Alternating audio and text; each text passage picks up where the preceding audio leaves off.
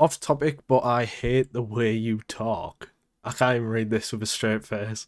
This has got to be one of the worst videos I've ever seen. I've never seen someone just be so wrong before.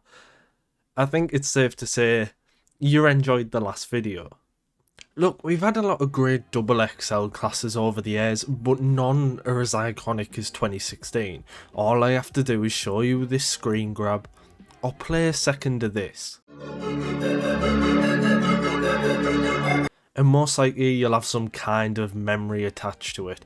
But today I thought it'd be fun to look back 7 years later, God I'm getting old, and see how well these pics have aged. And just a little guidance, I'll be judging it by 3 different categories.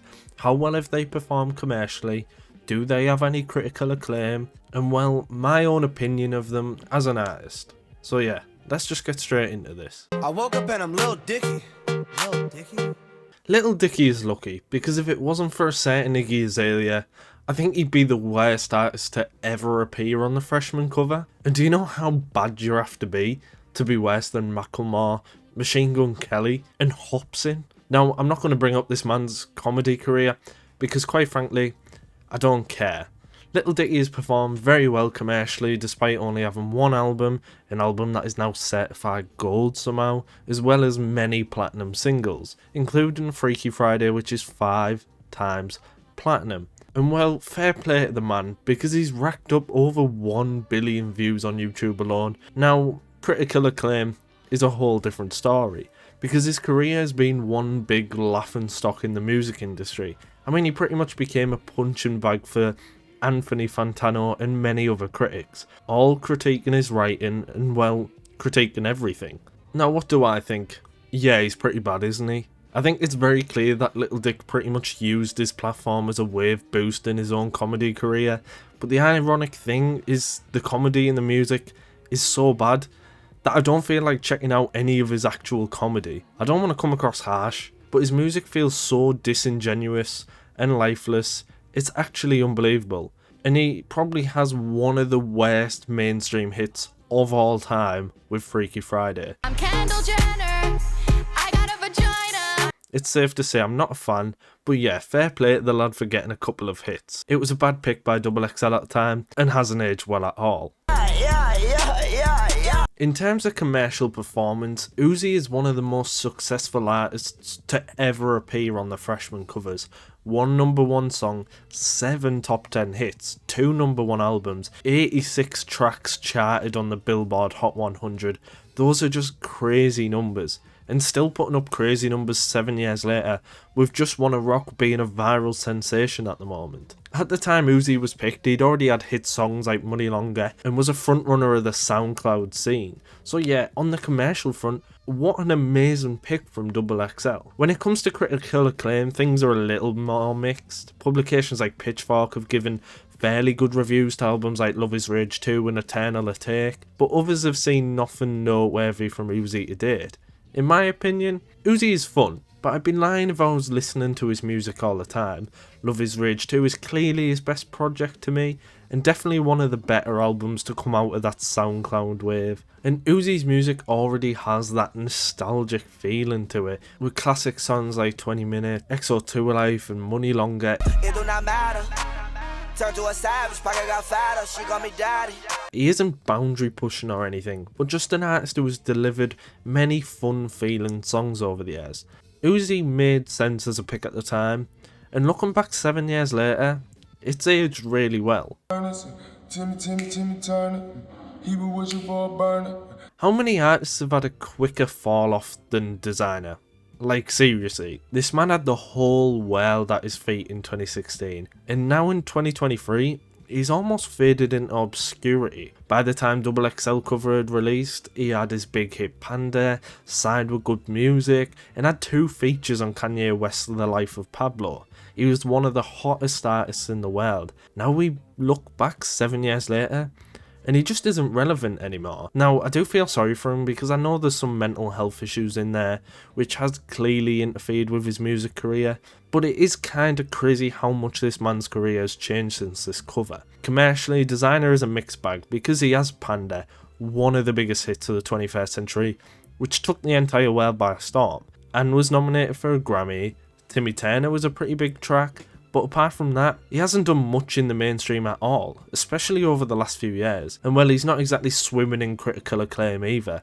Most critics just kind of comment on the fact that he sounded like a watered down Future and just took over artist style and made it worse. What do I think of Desiigner? Well, I'd be lying if I said I'd listened to a Desiigner song this decade, but from what he has released, it's pretty poor in my opinion.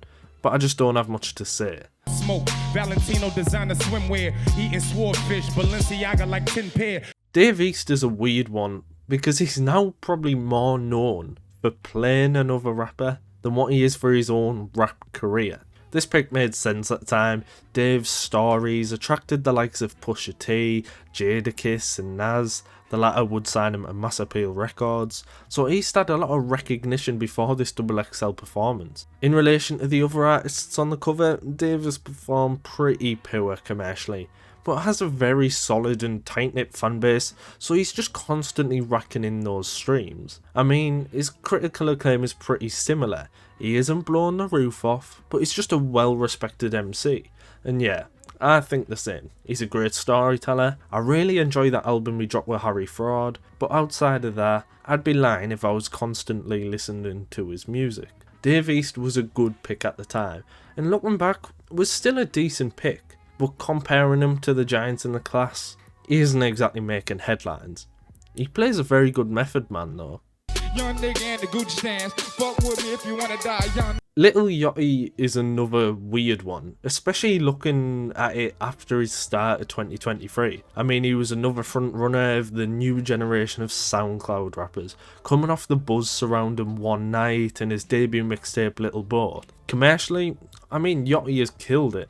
He may not have the #1 hits like some artists on this list do, but this man has bags, and I mean bags of platinum songs. And 7 years on from this cover, he's still a household name. Critical acclaim is a different story though, with some seeing genius in his early work, while for others, he wasn't taken seriously and a bit of a punching bag.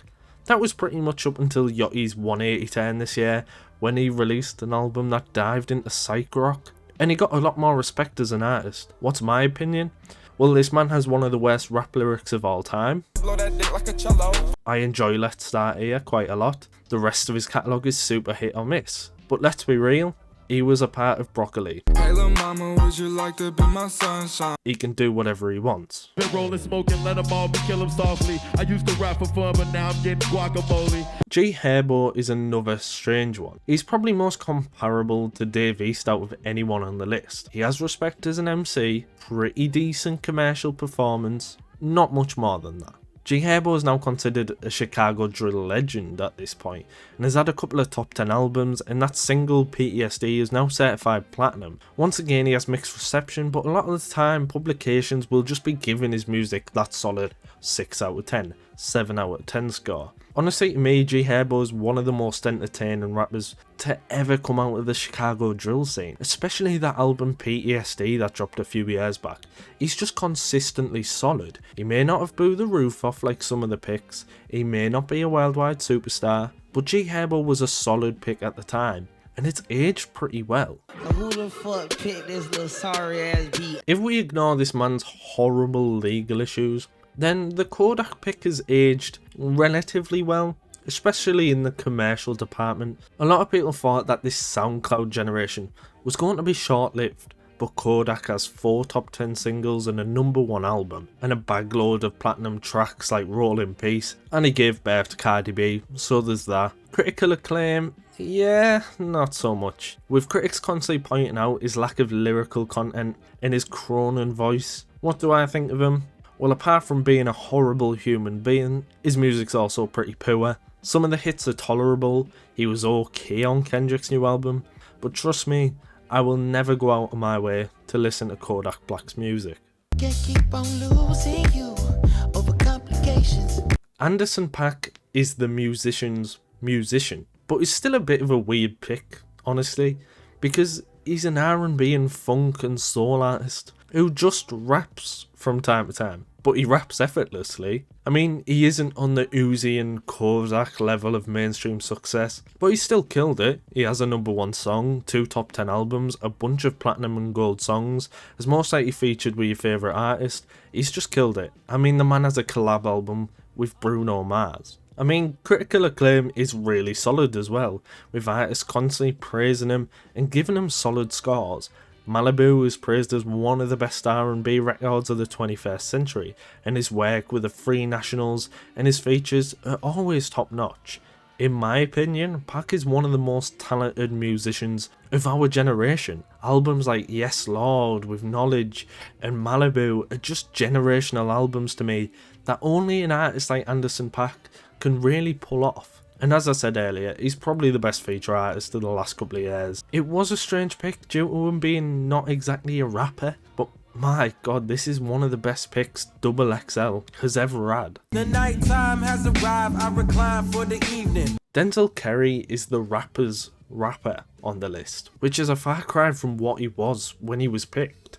I mean, he was known as a SoundCloud rapper, mainly for his viral hit Ultimate. And it works with the likes of Little Ugly Mane and Rob Banks. A lot of his music relied on hype, but in today's day and age, he's just a completely different artist. Commercially, he isn't doing anything crazy, but has big hits like Ultimate, Walkin' and Cloud Cobain. Critical acclaim is a different story because Denzel is just known as being Mr. Consistent, constantly dropping great album after great album, developing as an artist as each year passes. And well, what do I think? Well, he was my #1 pick for albums of the year for 2022. And well, he's been one of my favourite rappers pretty much since that list dropped. He's part of the reason why I fell in love with hip hop. And just like critics label him, he's so consistent. Imperial has such a special place in my heart.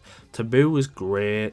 Melt My Eyes is just so forward thinking. Then you've got EPs like Unlocked. He's an incredible artist who just develops every year. 47 around my motherfucking shoulder. 21 Savage is probably one of the best aged picks XXL has ever had, which is kinda hilarious because back in 2016 he was viewed as one of the worst of the boom and SoundCloud era, and most people thought he'd be around for a year or two at most. How they were wrong. Since then, 21 Savage has had 2 #1 hits, 14 top 10 singles, and 3 #1 albums, making him one of the most successful artists to ever appear on a freshman cover. Put it this way, I think 21 Savage is pretty much the same amount of platinum certifications than Desiigner has songs. Now, critical acclaim is a funny one, because like I said 6 years ago, he was a bit of a punching bag for music critics, especially this album, but all these albums are now well respected by a lot of music publications. Now, what do I think? Well, I love all the albums on screen, especially Without Warning and Savage Mode 2. He's developed so much as an artist, made an incredible musical partnership with Metro Boomin, and proved himself as a consistently great feature artist. Pair that with his commercial performance, and yeah, this is one of the best picks XXL has ever had. The 2016 freshman list has gathered this cult status over the past few years. It's iconic, and looking back almost 7 years later, when people thought most of these artists would fall into the background, some are still at the very forefront of mainstream hip hop, while others are some of the most respected musicians of the last decade. And well, only a few have aged poorly. We've got to give XXL their credit here.